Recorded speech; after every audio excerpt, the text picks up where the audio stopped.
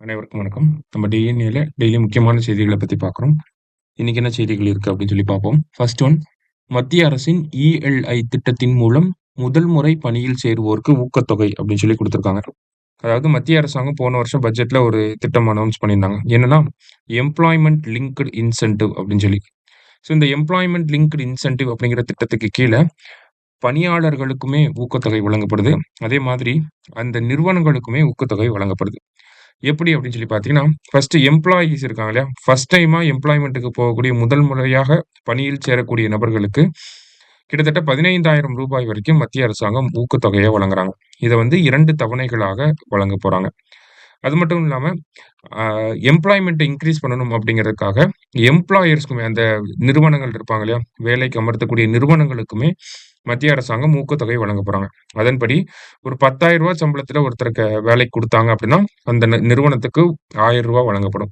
இதே 10,000 முதல் 20,000 வரைக்கும் ஒருத்தருக்கு சம்பளம் குடுத்து அவருக்கு வேலையில புதுசா அவர வந்து அப்பாயிண்ட் பண்றாங்க அப்படின்னா, அந்த நிறுவனத்துக்கு ரூ. 2,000 வழங்கப்படும். இதே 20,000லிருந்து ரூ. 1,00,000 வரைக்கும் சம்பளம் குடுத்து ஒரு பணியாளர் வந்து வேலைக்கு எடுக்குறாங்க அப்படின்னா, அந்த நிறுவனத்துக்கு ரூ. 3,000 வரைக்கும் வழங்கப்படும். சரிங்களா? ஸோ இந்த திட்டம் ஆகஸ்ட் 1, 2025ல இருந்து 2027 ஜூலை 31ஆம் தேதி வரைக்கும் நடைமுறையில இருக்கும் அப்படின்னு சொல்லி சொல்லியிருக்காங்க. இதுவே மேனுஃபேக்சரிங் இண்டஸ்ட்ரியா இருந்துச்சுன்னா, எக்ஸ்ட்ரா 2 இயர்ஸ் இருக்கும் அப்படின்னு சொல்லி சொல்லியிருக்காங்க. அடுத்ததா பார்த்தீங்கன்னா, நைல் நதியில எத்தியோப்பியா அப்படிங்கிற நாடு வந்து ஒரு அணைய வந்து கட்டியிருக்காங்க. நமக்கு நைல் நதி அப்படிங்கிறது தெரியும். உலகத்திலேயே மிகப்பெரிய நீண்ட நதி அப்படின்னா நைல் நதி. கிட்டத்தட்ட 6,650 கிலோமீட்டர் நீளமுள்ள நதி தான் இந்த நைல் நதி.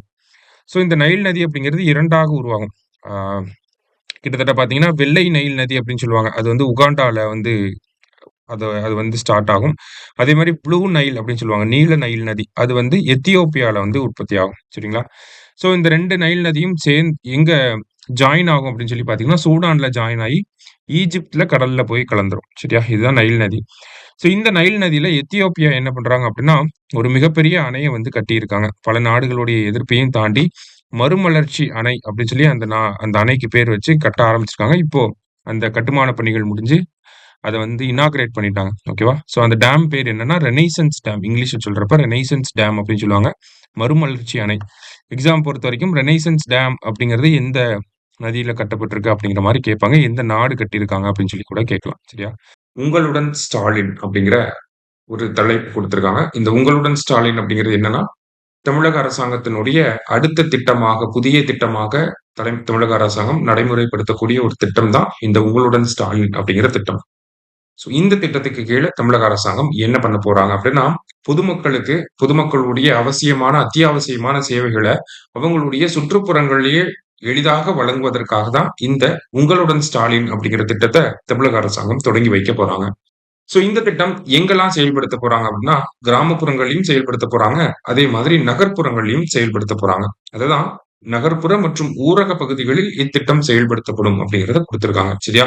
அதாவது இங்கிலீஷ்ல சொல்லணும்னா, it is implemented both in rural and urban areas. So rural ஏரியாஸ பொறுத்தவரைக்கும் பார்த்தீங்கன்னா, அதாவது நகர் அது நகர்ப்புறங்களும், ஊரக பகுதிகளும் அப்படிங்கிறத நம்ம பார்த்துட்டோம். இதுல ஊரக பகுதிகள பொறுத்தவரைக்கும், தமிழக அரசாங்கத்தினுடைய 15 துறைகள் சேர்ந்து ஒரு முகாம வந்து போடுவாங்க. ஒரு கேம்ப் வந்து ஆர்கனைஸ் பண்ணுவாங்க. அதுல 15 டிபார்ட்மெண்ட்ஸ் வந்து இருப்பாங்க. இது வந்து ரூரல் ரீஜியன்ஸ்ல. இதே அர்பன் ரீஜியன்ஸ்ல வந்து பார்த்தீங்கன்னா, 13 டிபார்ட்மெண்ட்ஸ் வந்து இருப்பாங்க. அர்பன் ரீஜியன்ல பொறுத்தவரைக்கும் 43 சர்வீசஸ் வந்து ஆஃபர் பண்ண போறாங்க. ரூரல் ரீஜியன்ல 46 சர்வீசஸ் வந்து ஆஃபர் பண்ண போறாங்க. சரியா? ஸோ இந்த மாதிரி தமிழக மக்களுக்கு தேவையான திட்டங்கள தமிழக மக்கள் இருக்கக்கூடிய சுற்றுப்புறங்களிலேயே சென்று குடுப்பதற்காக தான் இந்த உங்களுடன் ஸ்டாலின் அப்படிங்கிற திட்டம் தொடங்கி வைக்க போறாங்க. என்னைக்கு தொடங்கி வைக்க போறாங்க அப்படின்னா, ஜூலை 15ஆம் தேதி தொடங்கி வைக்க போறாங்க.